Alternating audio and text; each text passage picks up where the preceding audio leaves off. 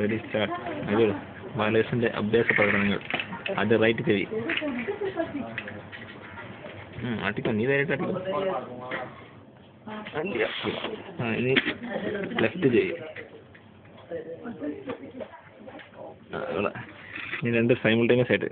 ചെവി കാണുന്നില്ല വീഡിയോയില്. ആട്ടിയാ നീ ഇങ്ങോട്ടൊന്ന്.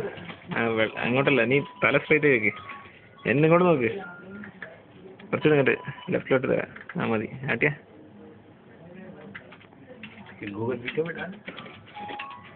കിട്ടുന്നില്ലല്ലോ.